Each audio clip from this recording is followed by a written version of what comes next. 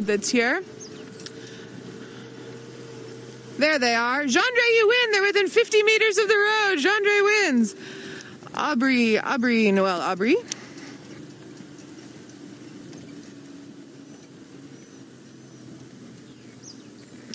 Aubrey, Noelle, Aubrey.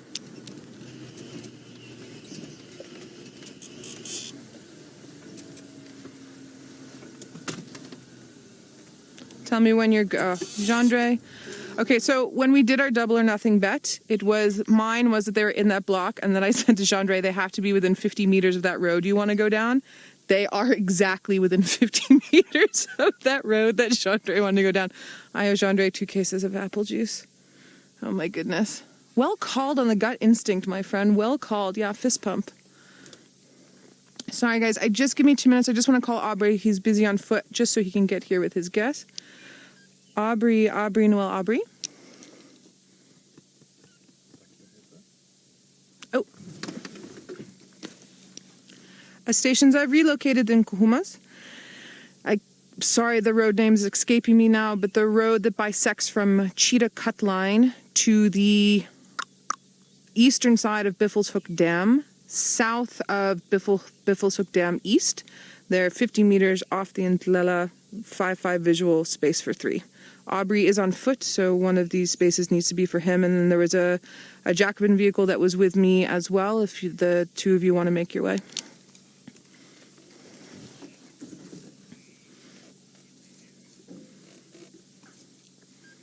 Yeah, please, you must come. The visuals look, they're flat cat, but it's good. Okay, so back to you, Safari viewers. So, sorry, you can take standby 1. Aubrey's on foot. I want to give him one of these spots. He's been tracking with me. So take standby 1 and take control, please. And then I just need to be off the radio for a bit, if you guys wouldn't mind updating Aubrey when he's back in his vehicle. All right, so, sorry guys, I want to turn off my Game Drive channel so I can talk to you. All right, so with them, this is super interesting. You can see with this one that's rolling around his fat little belly, they have walked a zigzag, and that zigzag probably accounts to about 800 meters. But if they just walked straight, it would probably be, what do you think, Gendre, 400 meters? Yeah.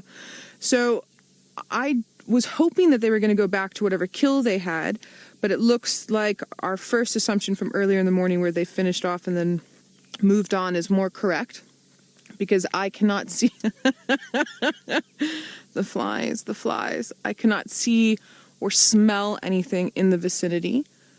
And so they went and drank, moved off, and then remember earlier in the show I was saying, yes, but it got like 10 degrees warmer within 20 minutes of the show starting, so they probably decided, ugh, it's enough, let's lie down and have a rest.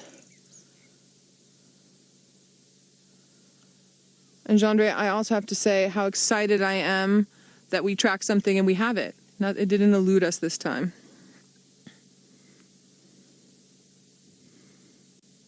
Oh, you can see the paws there perfectly. Thanks, Gendre. So you can see what we were talking about. We were tracking. You can see, no, man, don't cover up your paw. Well, you could before she moved. You've got the 4 toes, and then you had the 3 pads on the bottom. You can just see the corner pad there.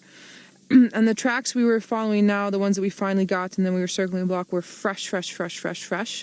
I think the last Game Drive vehicle to see them saw them around 12 o'clock. So I think they moved within the past, my guesstimate would be the past hour or so. And because it's an overcast day, and even with full bellies, we might get quite a bit of movement out of them. So I think that we're going to stay here and see what they get up to. Because again, in my experience, I've been with lions like this who have been sleeping, and something's come close enough and they've gone into hunting mode. And because we have just a small portion of their territory and we don't always get to see the Nkuhumas, I think Tristan said to me this morning the last time we saw them was maybe 2 or 3 months ago. But viewers, you could triple check that for me. This is special and fun.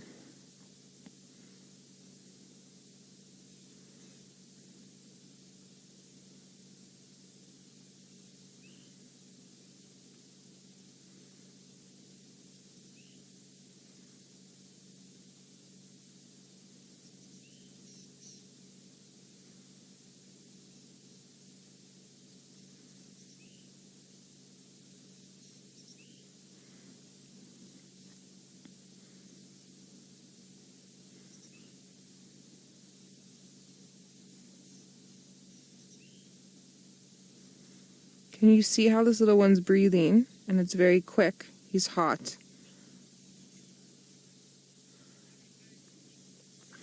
Monique, you're asking if I can do a head count of all the adult lions.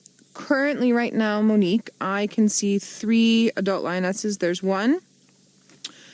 And then 2 there in the middle of the screen on the right. And then 3 is... That is a sub-adult. Yeah, sub-adult male. There we go. And then if we come down, straight down from her, Gendre, there. I see 3. But there is a sub-adult male and what looks like possibly a sub-adult female. I would need her to move around. I know that we were being asked this morning to see if there was one with a wound. So Monique, I'm assuming you're asking for the count because you would like to know who's who in the zoo with this pride currently. Is there some information that you wanted to know from a past sighting or checking up on one of the adult females? And should there be 3 females, let me know. Or should there be more? Let me know. There was a rumor that I heard that one of the females gave birth on Elephant Plains. So if she did, this was only about a week or so ago, she wouldn't be with this pride right now. She would be with her bubbas.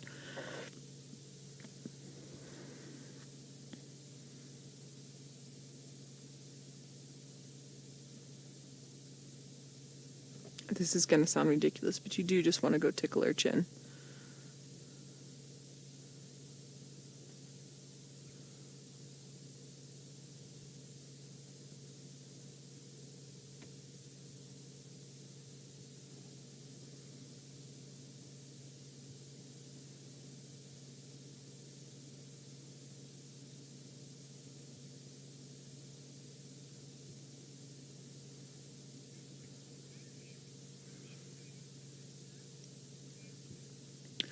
Marius, you're wondering if there's any males with the pride. So male lions are sometimes on their own and sometimes they form coalitions, but they'll have more than one pride. A pride dictates females and youngsters. That's a pride of lions.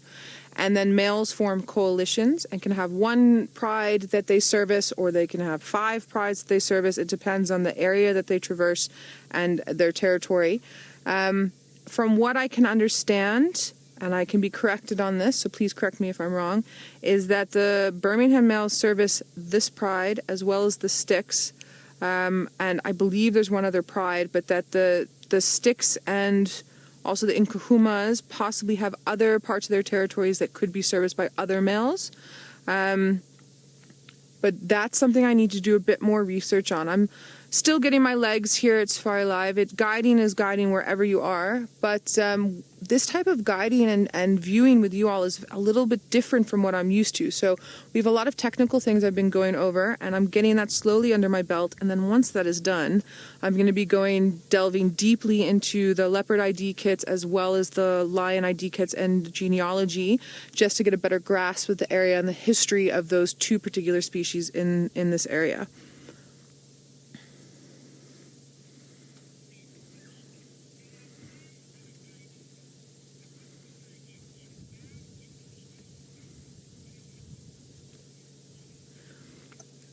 Okay, so Monique, you're saying that there are 5 adult lionesses that are usually with Nkuhumas, and the eldest one had a bad injury on her hip, and you want to know how she's doing.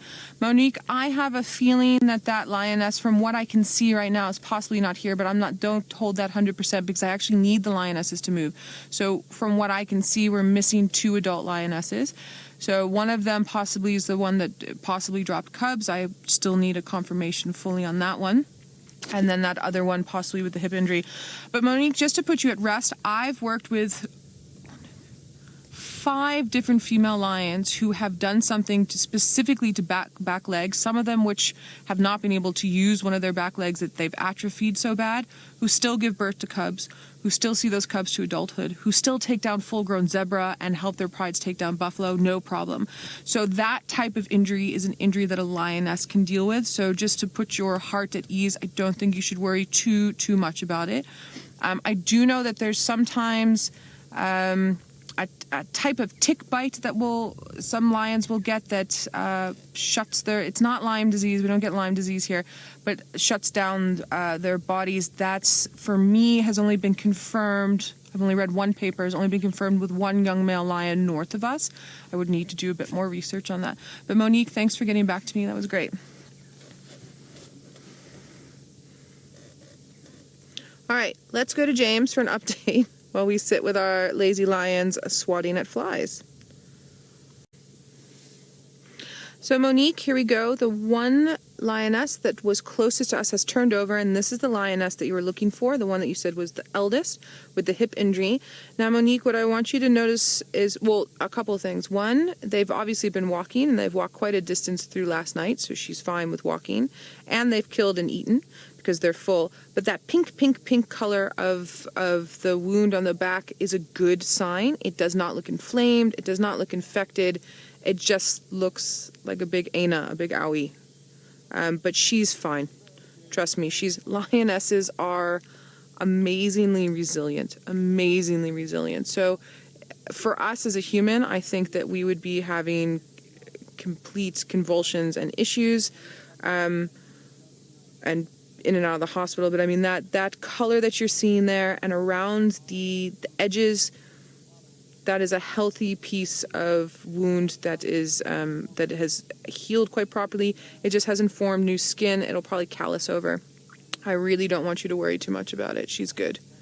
She's definitely good. She also, you can see her condition is fine. Yeah, it's not like she's thin.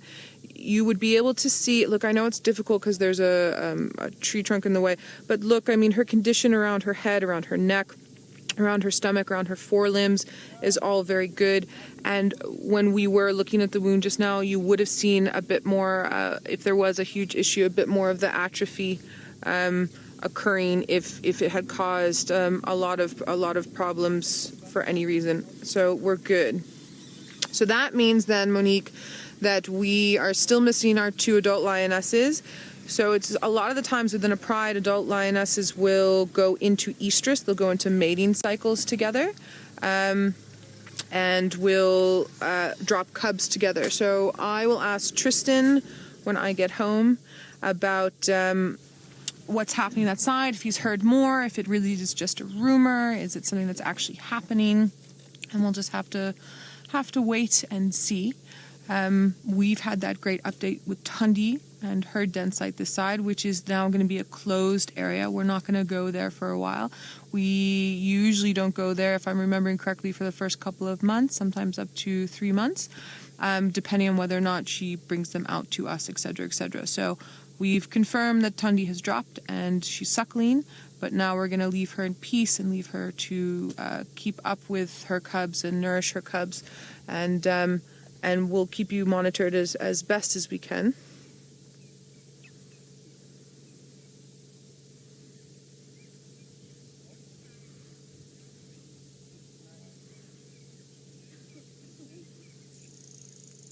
Lovely Lori, you're asking, if a lioness were to pass away, would the pride eat her? This is a really interesting question for many reasons.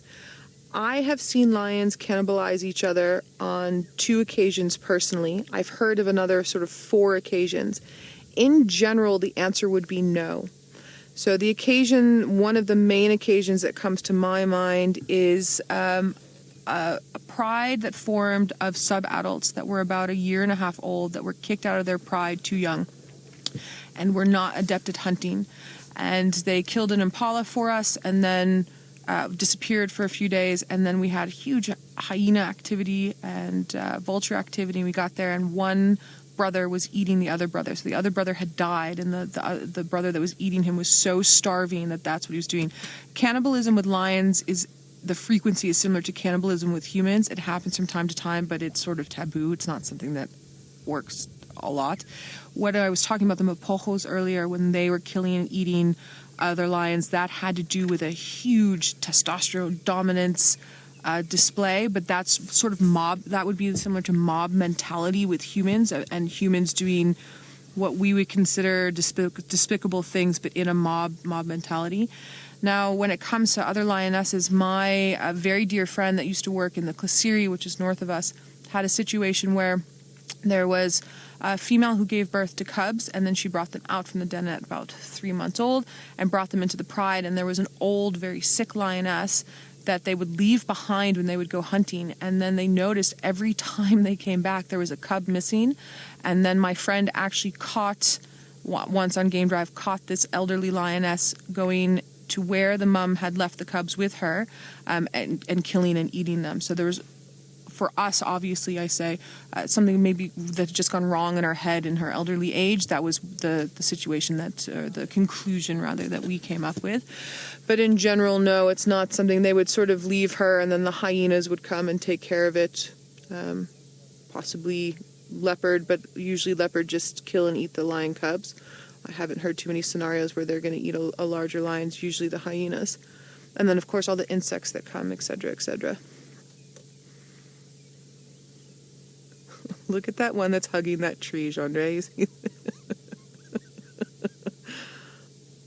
Lions. Any comfortable position they can affect.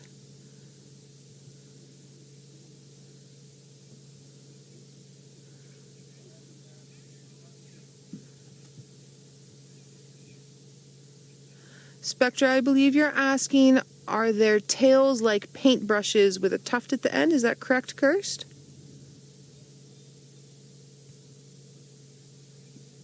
Why are they like that? Good question.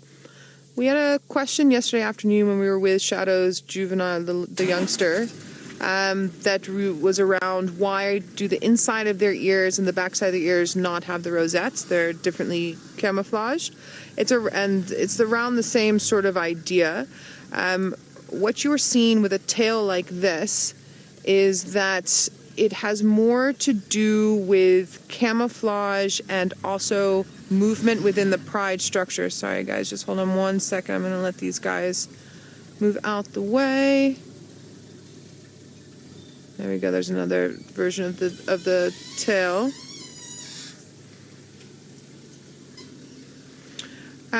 So a lot of the times what you'll see, unfortunately, there's not one that's really lion where I can do it. When lions are hunting and they're staging themselves, you can picture it sort of like a play on a sports field where there's a sporting event where there's several people in a team that are playing. So they'll position themselves, and it's actually the back end of their fur here has a darker hue. The back of their ears has a little bit of black, and then the tail has a little bit of black. So it's a contrast looking into a grassy area, especially grass that is during the winter and is lightly colored. It helps the other females and or males pick them out. The other thought behind the way that it looks is that when they walk and they curl it up like this, that it's something for the cubs to follow. But in general, follow me signals are an idea that we've come up with. So that's the best answer I can possibly think of. But I think if you want to come up with an answer yourself, it'll probably work just as well. It's like asking, like I said yesterday, it's like asking, why does a water buck have a white ring on the bum? You can come up with anything. Follow me signal is a very bland way of saying why it's there. I would differ and just come up with the fact that kind of it is what it is. But that's just me.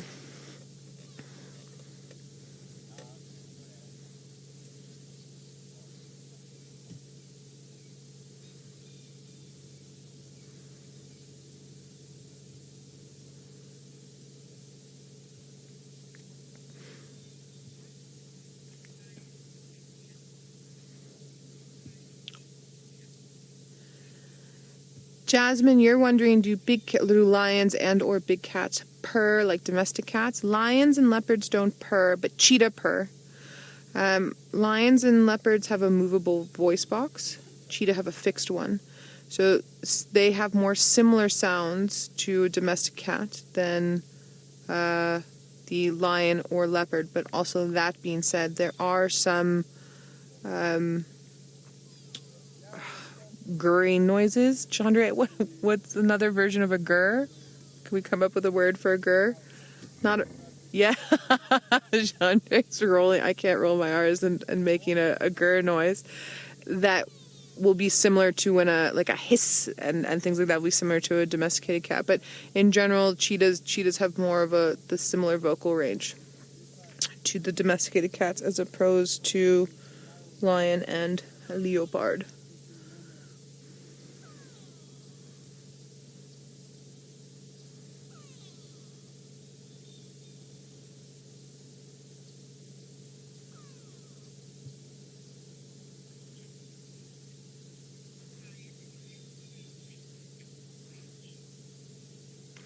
Taylin, you're wondering if one lion within a group stays awake to keep watch? No.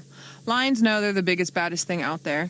They know that they're lions, and lions have big egos. I'll put it to you that way. If these cubs or sub-adults were actual cubs and a lot smaller, the mums might be a little more alert, but in general, yeah, they're very comfortable in their own skin. There's no self-esteem issues there. They've got huge egos. Cheetah, you'll see with coalitions of cheetah, there's always one from the coalition that's always popping up and looking around constantly. But they're, of the apex predators, the top predators, they're at the bottom. They're even under wild dog. So no, lions. I've watched a male lion in particular so deep in sleep that it took a rhino being 3 meters from him and huffing for him to finally wake up. And he was so freaked out when he woke up. He literally jumped and landed all on fours and then crouched down and looked at this rhino with the biggest eyes you've ever seen, and then went, "Oh, I didn't do anything, I'm fine, I'm a lion," and sort of half-screamed himself and then walked off to repair his slightly bruised ego. No, lion, yeah. They're out for the count, especially the adults. I mean, you can see that one adult that's lying sort of in the middle and to the left. She's stretched a little bit, but she doesn't.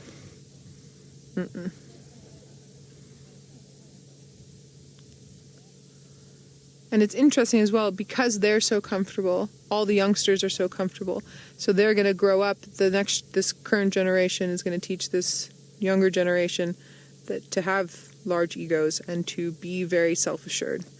I guess we as humans could learn a lot from lions in that respect, being comfortable in your own abilities and in your own bodies and running with it.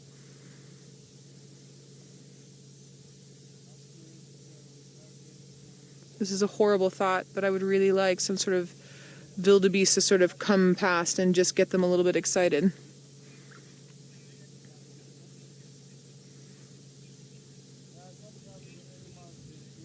Deadhead Tom, you're wondering if a male left a pride. So Deadhead Tom, I'm going to assume you mean a male that's starting to reach adulthood and is being kicked out from other males. I'm going to go with that line. Would a sibling ever go with them? And yes, I've seen that happen. I've seen prides fraction. I've seen a male and his 3 sisters, all from the same pride, who were just very, very close when the older males who serviced the pride females came through and pushed them out. They all just sort of went together. There's a really interesting documentary you all must watch called Ultimate Enemies, where the super pride that occurred up in Botswana, and I want to say Savuti, but I could be wrong on that used to take down full-grown elephants. They started off as sub-adults that were kicked away, that were males and females left together, and then other males joined in, and then they had cubs, and at one point I think they were close to 30 in number. It's super interesting. It's a really, really good film.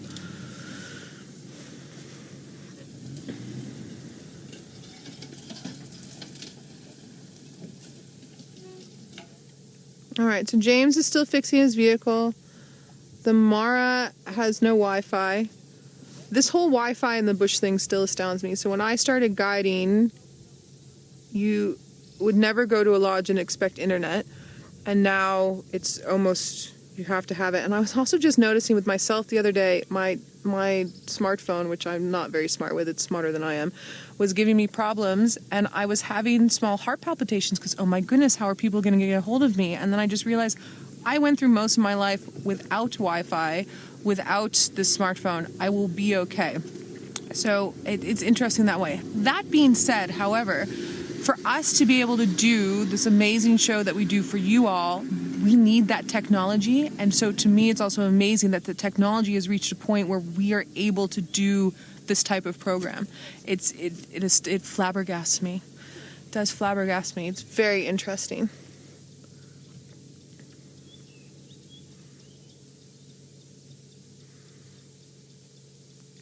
All right, everybody, I'm inclined to stay here. I know we're the only feed coming out at the moment. Cody, age 15, is wondering, what is my most memorable safari experience? Cody, I'm going to have a think on that. Just stand by one. So we're the only feed out right now. James is busy working on it, but I would really like to stay with the sleeping lions, unless everyone's really adverse to it. I think we've got a good quality cat sighting going on. And Cody, with that being said, my most memorable... Cody, the one that pops into my head is actually not about lions and or walking. It's about an experience that I had when I was working up in the north central part of South Africa, just under Botswana. We were busy tracking wild dogs with the vehicles. I was freelancing for a lodge that didn't use trackers, so the bonnet is similar to this, but there's no tracker seat on the left-hand side.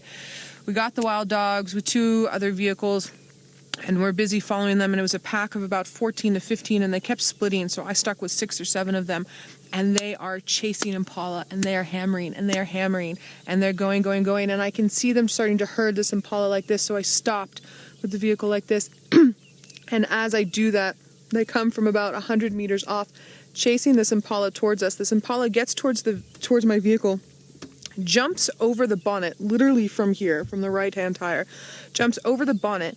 The wild dogs calculate this within half a second, maybe less, and rush around to the left side tire and catch her before she even hits the ground and eat her right there. I couldn't even see them eating. All of my guests were sort of smushed onto the left side of the car. I couldn't take any photos because she was right there. That right now, that's popping into my head, has to be one of my most memorable experiences. Wild dogs hunting and how they function and how quickly they make a kill is amazing. These lions, who we call King of the Jungle, who I love, do not kill their prey right away in general. They, especially with youngsters like this, these females are going to start doing things like catching baby impala while they're still alive, catching warthog while they're still alive, and keeping them alive to teach these youngsters to hunt. I've also watched females take over an hour to kill a buffalo. They just start eating. They don't kill them quickly. A wild dog kills their prey very quickly. A leopard will do the same. I've seen cheetah take 4 cheetah brothers I used to work with take down full-grown red hartebeest males, which is a big antelope. And also, once they get it down, one of them sort of hangs onto the throat while it's still alive, and the others start eating. So that animal is basically being eaten alive, same as with lions. So, yeah, wild dogs, amazing. That has to be one of the most memorable experiences. Anything with wild dogs is memorable for me.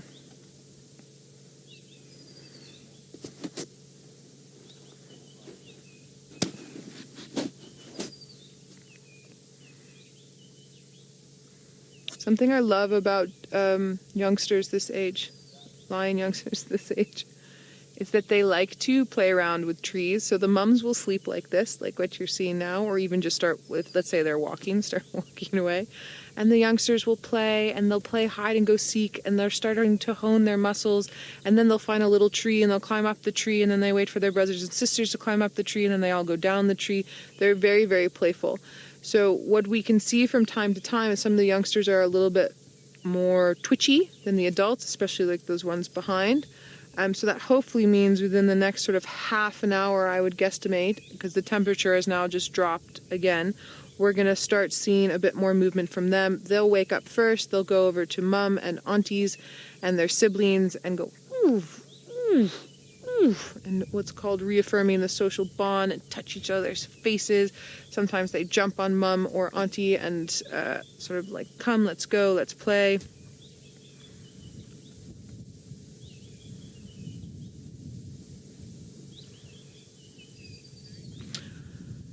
Excellent. I like your decisions, everybody. You have agreed with me. Let's stay with the lions. We haven't seen them for a while. I'm fully on board with that.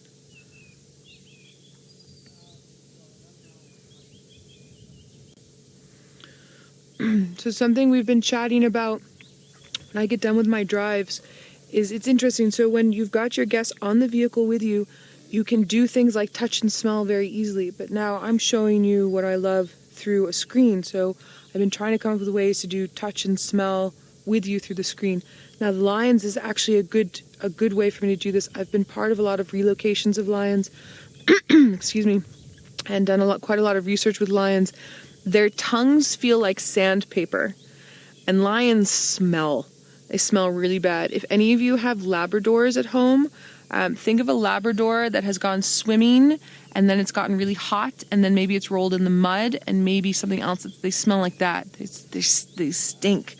And their fur is not, when they're little, even when they're little, no, their fur is coarse and I don't know if you don't wash your hair forever and it just feels dirty.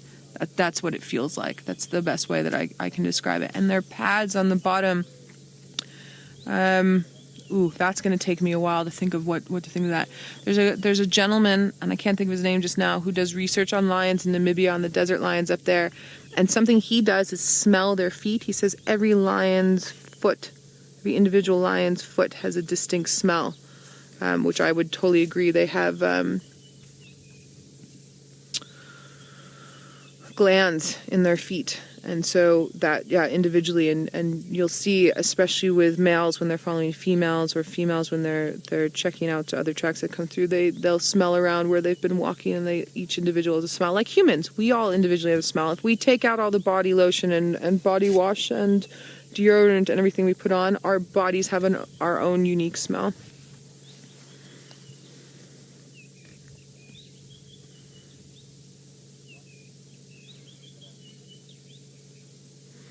So it sounds as if James is almost ready to join us again, but almost is not quite yet. So you're stuck with me and our lazy Nkuhumas. And again, these questions have been really great. Keep them coming, everybody.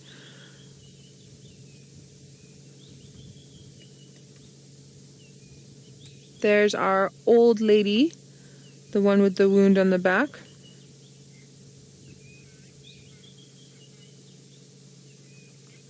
Sinak, you're wondering if the flies will bite the lion's wound. Yeah, of course. Same as a wound on any animal, even us. And that, of course, will hurt more than if they just bit on the skin. But yeah, look, again, resilient. Lions are very resilient. We as humans are probably the least resilient mammal that's out here. We are probably the most pansy mammal that's out here. I do know some humans who are not quite like that, who are really, really, really tough. But in general, we don't allow our bodies to be as strong as they possibly can. And it's all in the mind as well.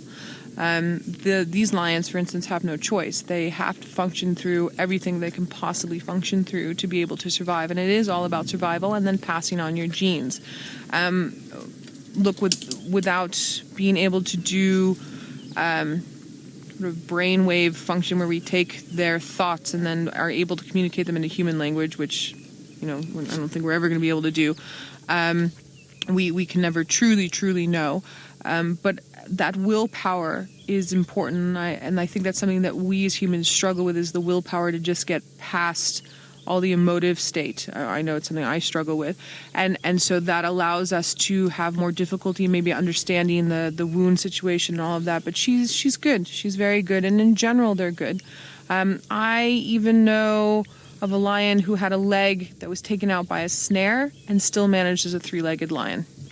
And there's humans who manage losing limbs constantly, especially like war vets and things like that. So yeah, they're good. It's all good. Gendre has spiders that are just attacking him and and jumping everywhere. And do you want to do the jumping spider? Do you want me to put him over here? You want me to touch the jumping spider? My goodness. Oh, I can see his little threads. Come here, little jumping spider. Gendre, we're not supposed to manhandle the wildlife. This jumping spider is not having anything of this. He's gone away. There's another jumping spider that's made me his friend over this way. They don't want to. All right, back to the main attraction, Gendre, not our crazy jumping spider farm that we're cultivating in Wendy. Debbie is wondering what is here around me as we sit with the lions. Debbie, it is overcast. It's starting to get really cold. Other than our jumping spider farm, what can I hear? There's some birds calling. The wind is blowing. It's pretty quiet, Debbie. I'm not gonna lie. It's unusually quiet. It's the weather. Even the wind doesn't have a big sound right now because we're with a lot of combretums. There's no grass rustling. There's some scrub robins calling. I unfortunately do not have my iPad with my bird calls on it at the moment, or my tablet, or whatever those things are called, to be able to share it with you. I'm going to stop talking. Maybe we can hear.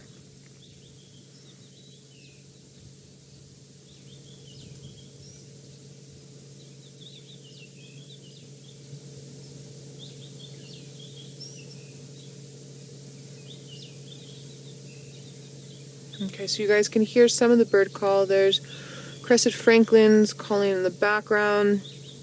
I'm going to assume with this overcast weather... Oh, I have a friend, Jandre. We're cultivating our insect garden even more. We are live. We are live. This is Safari Live. We are an interactive safari in the beautiful bushveld of South Africa. Send us questions, hashtag Safari Live on the Twitter or on the YouTube chat. We've quickly cut over to me. James' signal has dropped. The gremlins are with James heavily today. Sorry, James. Sorry, Senzo. Sorry, Jigga. And unfortunately, the Mara feed's not going to happen today either. The Wi-Fi, the Wi-Fi, the internet, all of that is... Oh, look, TIA. This is Africa. It happens. It's just gone. So you're with us. You're with the Nkuhumas, who are sleeping as lions do. Full. Lions usually sleep for about 16 to 20 hours a day, sometimes longer. We are getting more movement out of them in the past, I don't know, guys, what do you say? 30 minutes. But it's the subbies, really, and the stretching. Sorry, I was just drinking a lot of water, so please excuse me. So, soon. Oh, those flies are bothering him. We're gonna get a little bit more action. All right. So lions, just in general in Africa, lions and humans have had a long history of not nice interactions. So you end up with a lot of scenarios where the lions come off sort of second best. I'm watching Jandre out of my peripheries just now. He's looking for insects. He's trying to feed me insects. I'm not into this game. Jandre, you've already won the bet. You're getting 2 cases of apple juice, my friend. I'm not going to eat your insects. He's desperate. And I know which insect he's looking for, and I can actually see it out of my periphery where it is. I'm not going to eat it. Anyway, so it's interesting. And I think a lot of that fear from the lions comes from our history of being humans and the African continent and roaming around, and before we had all the technology, and that cultural bias that we've had. Jandre's busy chasing a jumping spider over towards me. Jandre's in a very cheeky mood today. Jandre, this is my friend. Just leave him. Shame. You're bothering. No, your friend you lost down there. You see the conversation we get to. I'm trying to be serious. This is a game drive. It's a very serious thing. And then also another, just sort of in modern times, fear of a carnivore like this because of sensationalist TV programs where it's all danger. But I have to say, from a personal standpoint, specifically with lions, yes, you must respect them.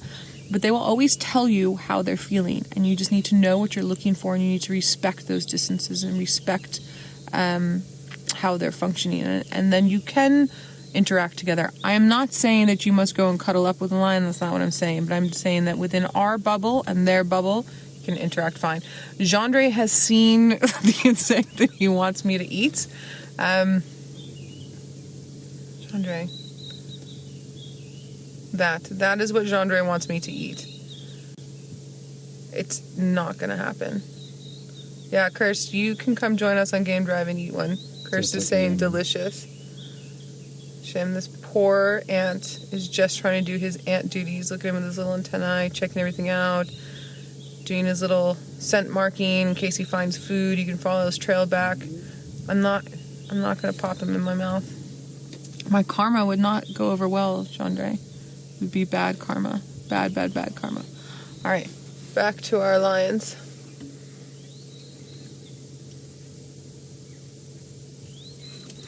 Mario, you're wondering if I've ever had an encounter with a predator on foot. Mario, many. In the decade I've been guiding, I've also been a walking guide that entire time as well. It is my love, walking in the bush. And so I've had quite a few encounters. The one that pops into my head just now, shame. So we've been doing a lot of tracking over the past few segments. And we have something, we talked about the seniors, and we've been talking about getting qualifications. So a couple of years ago, we got a group of guys together, an assessor to come and assess us to do trailing and track and sign. So track and sign is identifying the physical tracks, and the signs like elephants leaving behind dung, that would be a sign. And then a track like the lion tracks we saw today, and then trailing, which is following the lion tracks. And the reserve that I was working on has very strict laws and regulations regarding who's allowed to carry a rifle and walk for the safety aspect. So we have safety aspects here when we walk with Wild Earth, with Safari Live. We have Rexon, we have Herbie, we have guys that do that for us so that we can present to you. And there I was one of the walking guides on that property. So when I wasn't, even when I was doing my assessments, but specifically when I wasn't physically being assessed, I would be with the group just as the safety aspect. And the assessor, the lead assessor himself, and the assistant assessor, who are both people that I've worked with for a long time, and the assistant assessor is a very dear friend of mine, are both extremely competent in what they do and have also been walking guides forever. The assessor has been a walking guide for, I would say 25 years, maybe 30 years. But now they're not carrying firearms with them. It's just myself and the small group. And so we're walking, and we've been trailing these male lions, those three males that I was telling you about earlier, the Medimos, who I love very much. And all of a sudden this lioness came from a different direction, and we bumped her. So by bumping her, I'm not saying that we physically touched her, but by bumping, we came into her bubble. And there was a blah, blah, blah, blah, blah. So I stand like I'm going to stand, just to stand tall and to shout back at her, because that's how you chase a lion away. But now the assessor and the assistant assessor, because they've been walking guides for so long, also did the same thing, but then stood in front of me. And so now I can't see the lioness and what the lioness is doing, but I'm the safety aspect. And it was just a funny scenario. And it's a scenario that we talk about again and again. I was on a trailing assessment maybe last year, so a couple years after that, and we're all sitting around the campfire, and this was a story that came up. So yeah, so you encountered them, nothing happened, she went blah, blah, blah. And she was maybe 5-6 meters from us, not more than 10 meters. And we said, hi, back. And she went, fine. And she walked off, and we let her walk off, and then we walked off. And I've been very lucky in my career as well. I've had some very close calls, but I've never had a situation where I need to go further than sort of shouting and strategically moving off.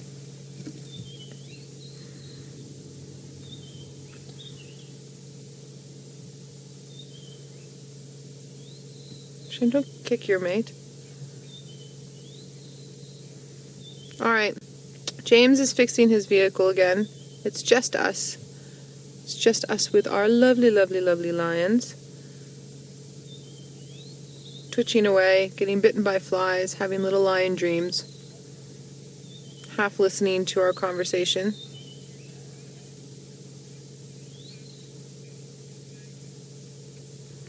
Paula, you're asking when did I start getting involved with guiding?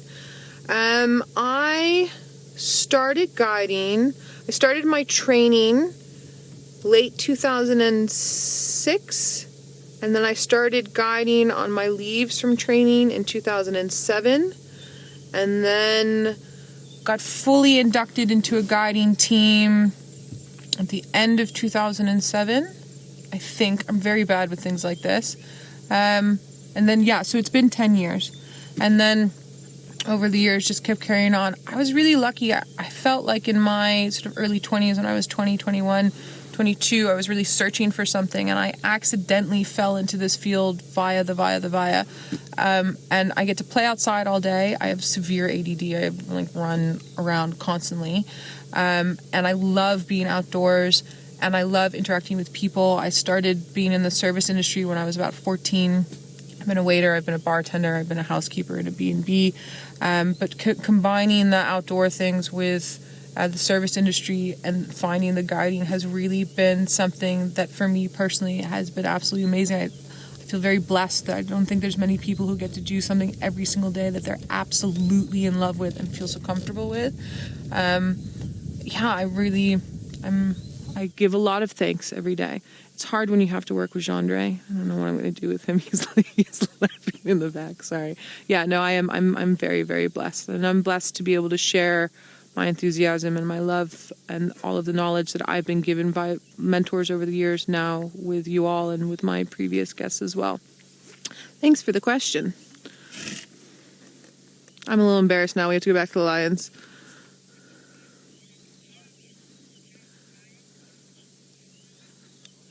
Oh, Monique. Very cool question. Monique is wondering if I worked in an area during a lion coalition takeover. Yeah. When the story I was just talking about now with the funny interaction with the lioness where we were doing the assessment, I worked on that property for 3 years, almost 4 years. And towards the end of my tenure there, before I moved back home to the Lowveld area, we had 2 male lions that joined up and formed a coalition. They were not related. They had probably 5 years difference age in between them. They were just each of their mates, coalition mates had been killed by other lions.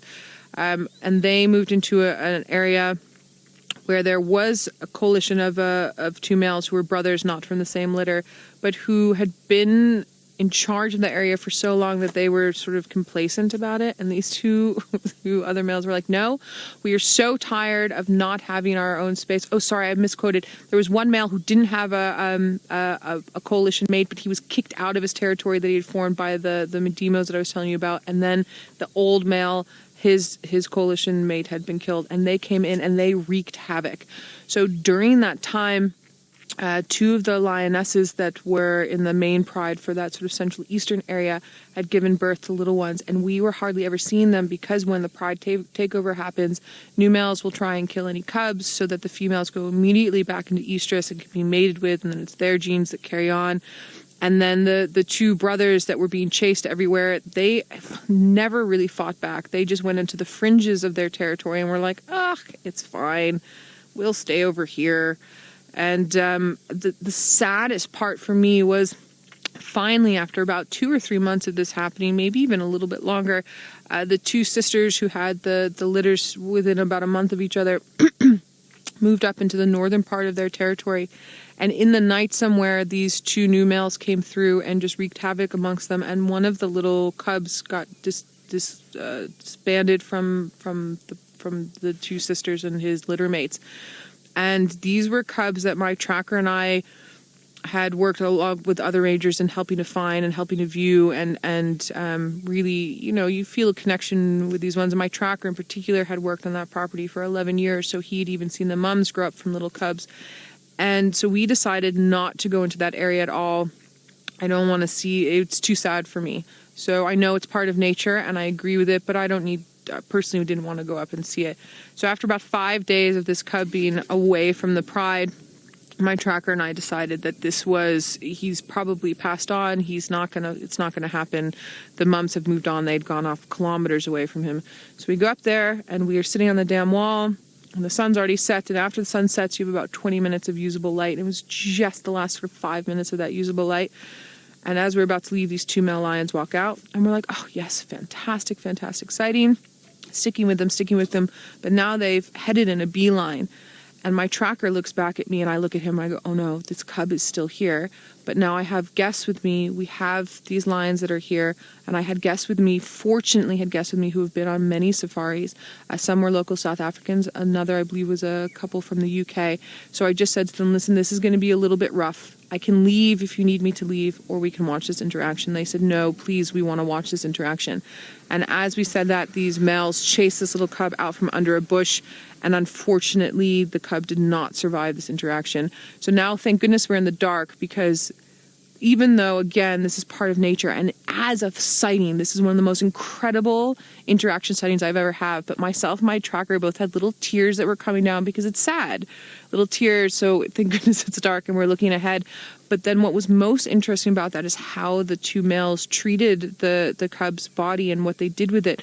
Because they didn't really eat it, but they did eat it, but then they rolled around with it and they scent marked it. And it's sort of them establishing their territory more. And it's the harder side of coalition takeovers.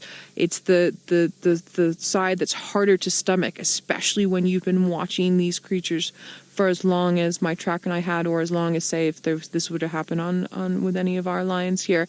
It's not an easy thing, those takeovers, not by any stretch of the imagination. And that's a sighting and an interaction that stuck with me all these years later, and I don't think it's one that's going to go away. It's something that I still have strong emotions about.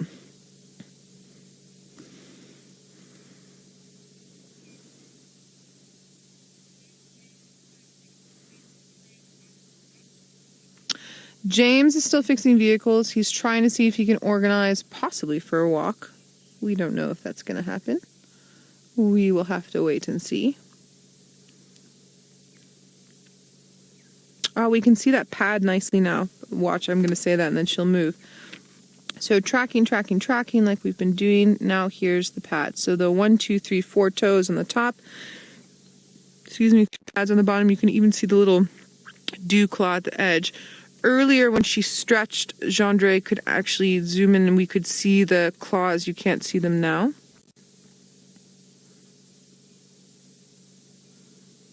But this is what we follow, the main part. Not really the dew claw or that funny... Gendre, do you know... It's like the thumb, but it's not the thumb. I can't think of the name just now. It'll come to me. Or it won't, and I'll have to research it tonight. But this part here... the pad at the back and the 4 toes, that's what registers, and that's what we follow.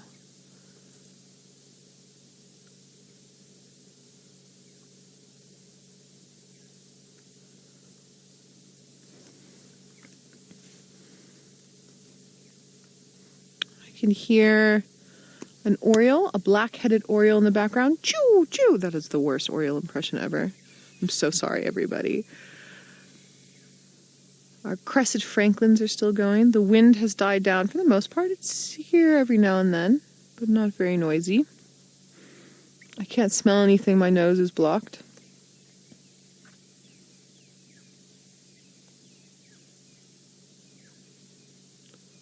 Can you all hear the oriole in the background? Shame.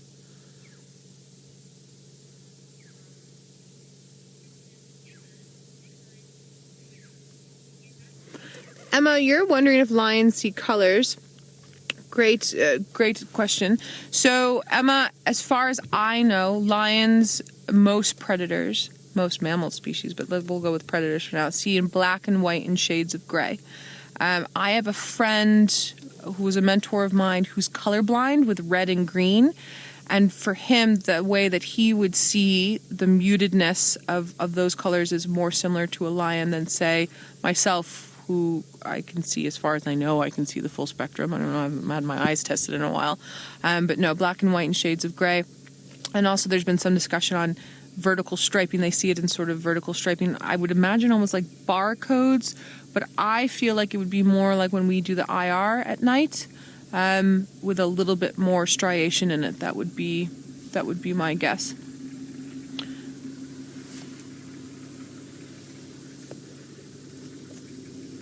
We have another Djuma vehicle joining us.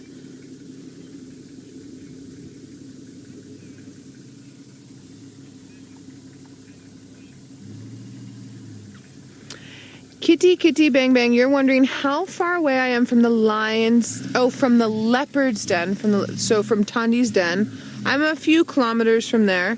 These lions have no idea that Tandi's there. Not that they could never figure it out, but in general they haven't really been spending a huge amount of time on our side of the property. So where Tandi is, she's relatively safe as far as safety goes in the bush. I would actually be more worried about hyena interaction with where her den site is rather than Nkuhuma Pride interaction. But that's just for now. We're far enough north that they would need to go south and west from where we are for a couple of kilometers. But she's good for right now. Oh, movement. Stretching.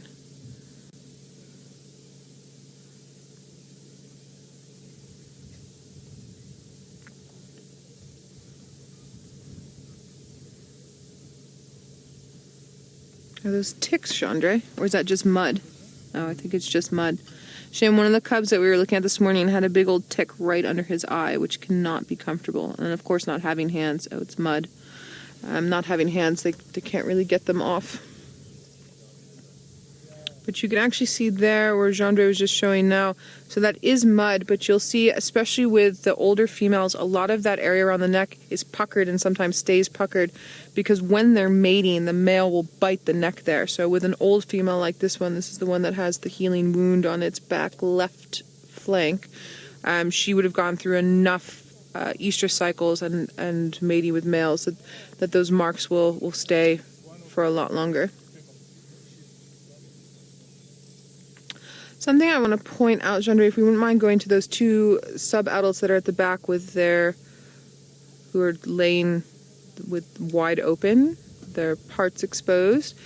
When lions are hot, they tend to lie like that. Now, of course, they stop as we want to go in. They tend to lie like that because there's a major artery that's there, and it opens up and allows them to cool down. Also, the white on the belly and inside the flanks there allows them to sort of reflect any sunlight. We're not dealing with sunlight at the moment. Sorry, I've just realized now that I have not been on Game Drive channel. I just need to check the standbys here.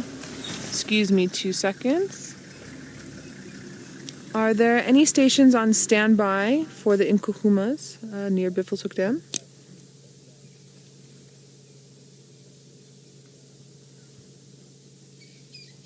Okay, it sounds like not.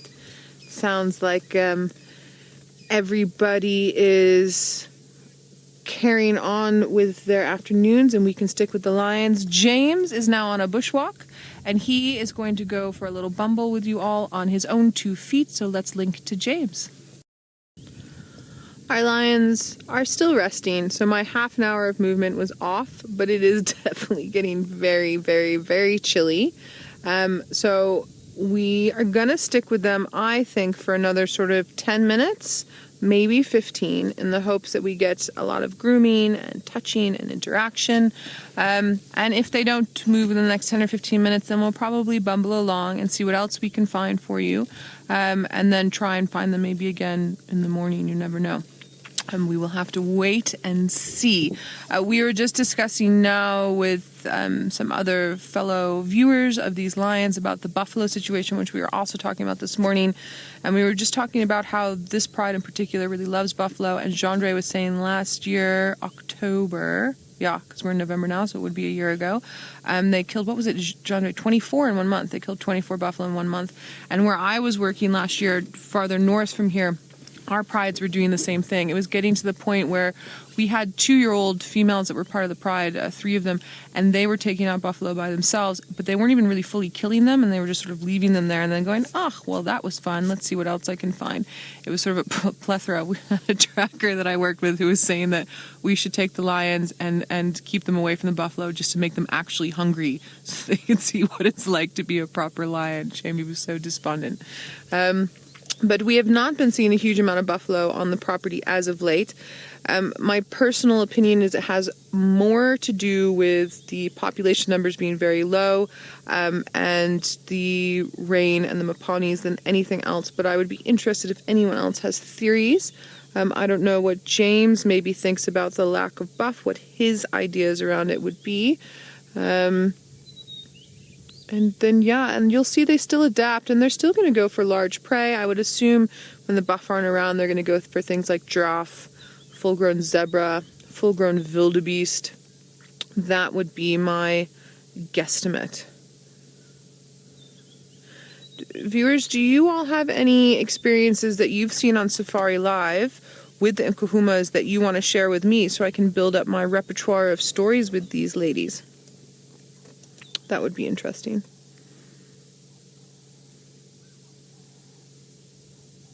There's cuckoo, Jacobin's cuckoo that was calling in the background.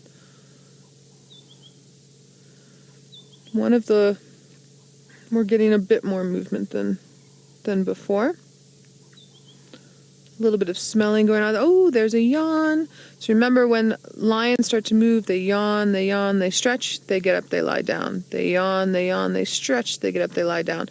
They're diesel engines. It takes a little while to warm themselves up and get their bodies going when it's very cold. Excuse my cough.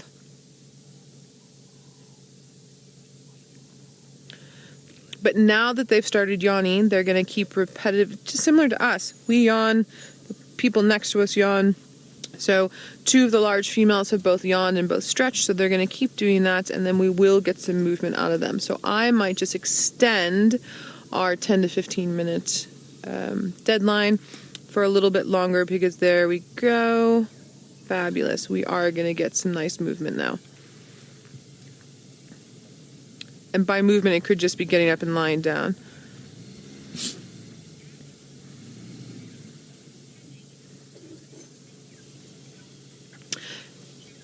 Justin, you're saying that Amber Eyes, one of the females from the Nkuhumas, likes to hug and swat playfully at her pride mates. Yeah, lions are the only large cat where the females live in a social system pride like this. Other large cats, the females are solitary. And so that playfulness that you're describing and the touching is the affirmation, the reaffirmation of the social bond, and is really important for keeping the unit together and cohesive. They have emotions for each other. I'm not going to say they have emotions like we have emotions, but there's a definite correlation between the touching, the licking, the grooming, and their physical bond. Again, hopefully you're going to see, the one with the wound is sitting up a little bit and grooming herself.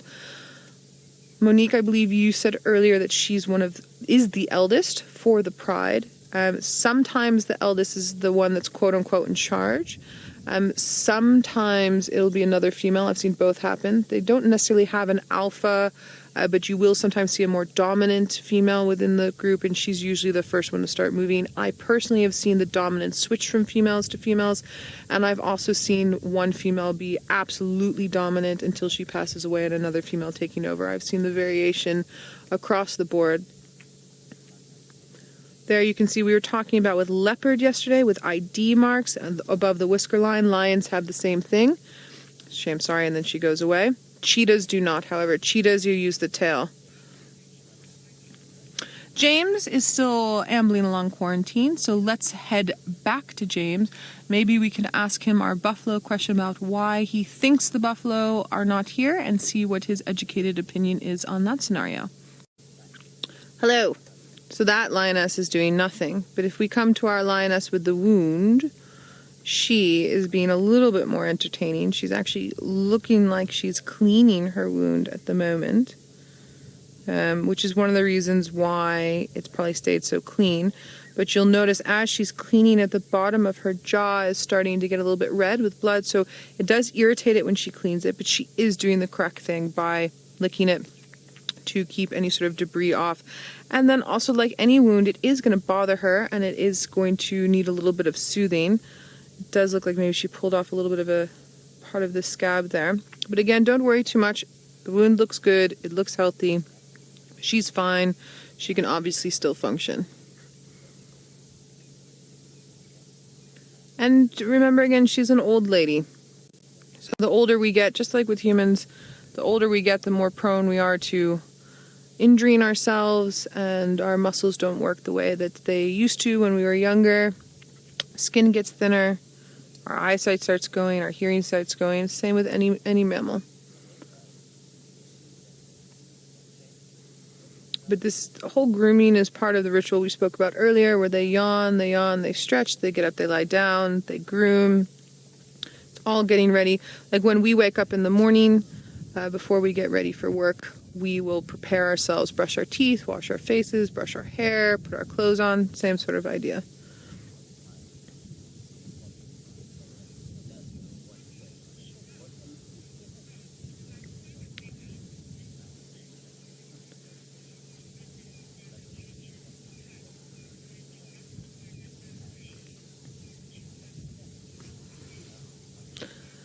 Shamel, you're saying one of your favorite Nkuhuma moments is when the cubs went missing for a couple of days and then the mums found them and they were reunited, and that reuniting ceremony was really special for you. I would agree. Any sort of reuniting over a longer period like that, you can see they get super excited to see each other, and they're and all the little cub noises they make, and they touch and they groom and they walk around each other. It is very special. I like that. I like that is a good memory to share.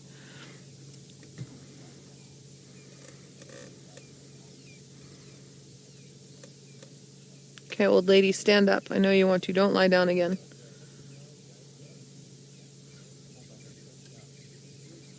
Come, Gogo. She wants to, I can see. So my wish for them is that they stand up and start walking back towards the dam and then go for a drink. And all line up, but there must be 2 of the adult lionesses on either end and the 3rd one in the middle, and then all the little ones in between, like little bookends, and then photographic wise, look, the light's not good, but it'll be a pleasing to the eye image. That's my wish. And of course it probably will happen because I forgot to bring my camera today.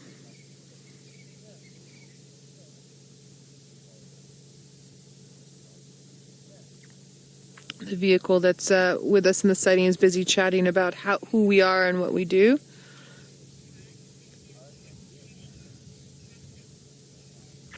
So I believe the question is, does this pride ever get into altercations? I didn't quite hear the viewer's name, Kirst.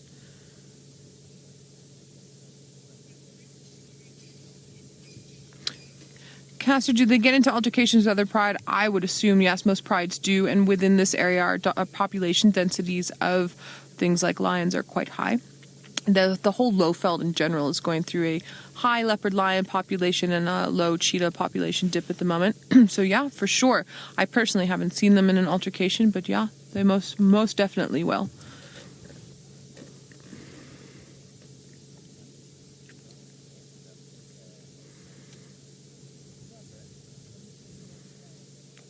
Ooh, that was a big stretch. And a very big sigh. Bless you, Gendre. Oh, you can see they're awake. So Gendre sneezed and that little one went, ooh, what's that?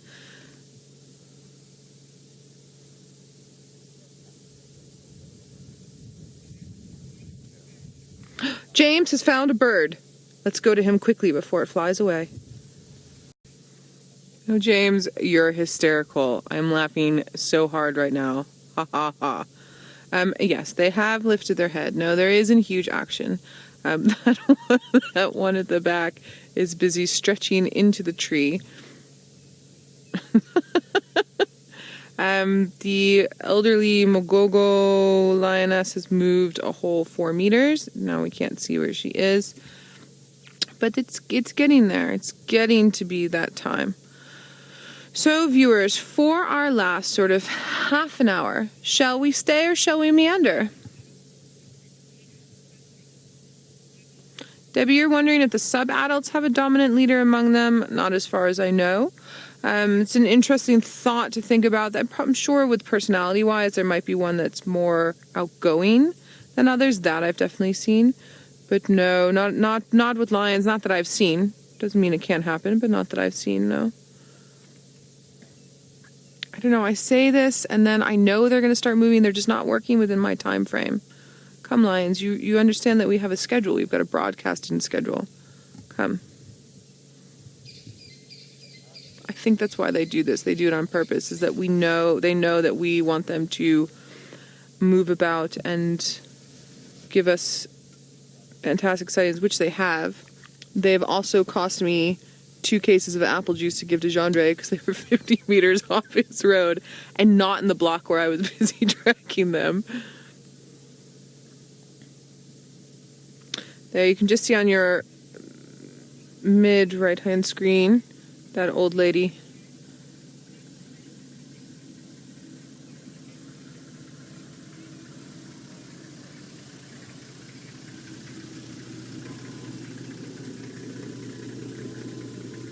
James Richard, your memory that you're sharing about the Nkuhumas is that last year when they were hunting the buffalo, because the buffalo were so malnourished, they were getting white muscle disease. To be honest with you, the first time I've ever had a discussion on white muscle disease has been since I've started with Safari Live, directly related to the Nkuhumas. So as far as I understand it, and this is just coming actually from Jean-Dre, our cameraman, Jean-Dre, it was a lack of vitamin E. Selenium, from the lack of fat that was in the buffalo because of the lack of their ability to be able to eat anything that would put on fat. It's a really interesting scenario.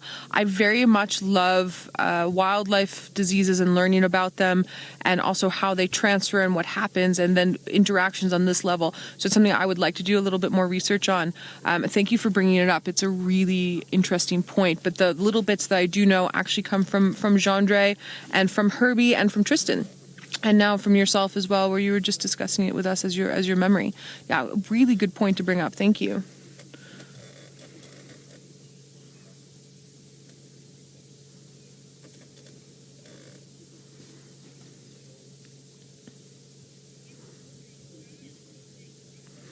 Okay, we have a few people saying stay and a few people saying go. You're basically the war inside my head right now, where you know something's going to happen, but we have been sitting with them for at least 2 hours, which has been absolutely fabulous, and we haven't seen them in so long. So I'm thinking, shall we say another 5 minutes, and then we'll meander on and see if we can catch anything that's moving around in the, yeah, you see, this is why they tease us, these lions. And it's interesting, you know, you all have been viewers for long enough, and I've been guiding long enough, and Jean-Dre's been cameraman for long enough, that we know the potential of what's going to happen with this sighting, but the timings are not always 100%. So I definitely would have said that they would have moved much earlier than they have now. I just think they're extra super comfortable, and again, cheeky. I mean, they're listening to us. Not that I'm saying that lions speak human, but I've worked in the bush long enough to know that anything that can happen will happen. And they can be super cheeky, and sometimes they listen to us and do exactly what we need, and sometimes they just ignore. So while we're waiting for our stretching lions to make bigger moves, let's head back to James before he doesn't have enough light left to share his walk with us.